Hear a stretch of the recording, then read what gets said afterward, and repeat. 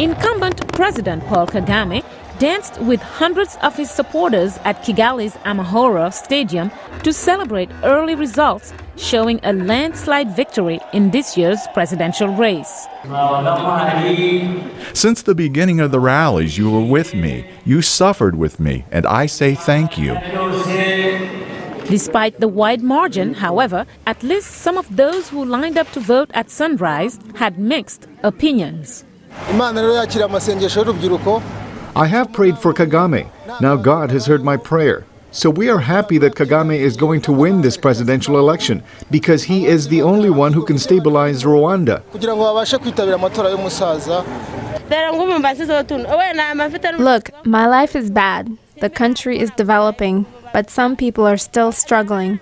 Preliminary results from the National Electoral Commission show that Mr. Kagame won more than 90% of the vote. Mr. Kagame has been praised for ending Rwanda's 1994 genocide, stabilizing the country and rebuilding its economy.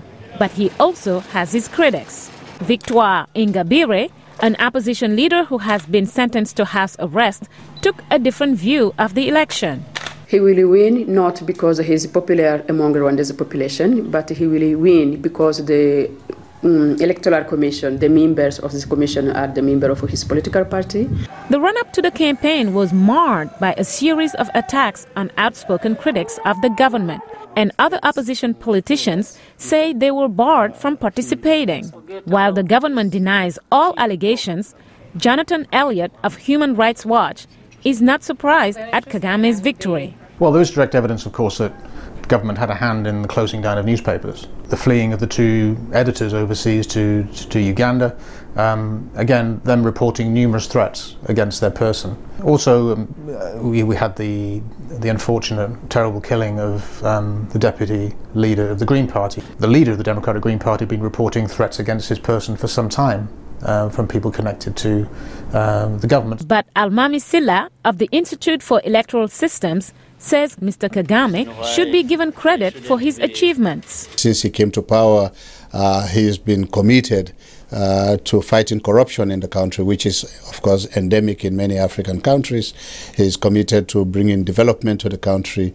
Still, Mr. Silla says Rwanda should do some things differently the next time it has an election. Until we begin to look at elections as a cyclical thing and not event-driven, we will begin to see commissions becoming developed in the sense where they begin to get the real technical expertise, the real way of conducting elections in a transparent manner, where they see civil society as an integral partner in the administration of elections and not be suspicious one toward each other.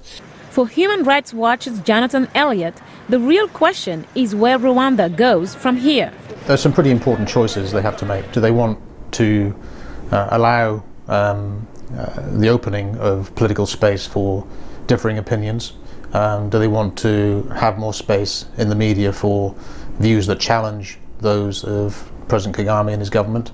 Do they want genuine diversity of debate? Based on the preliminary results, it appears Mr. Kagame will earn another 7-year term in office. He was first elected president by parliament in 2000 and then by the Rwandan voters in 2003. Mariama Diallo, VOA News.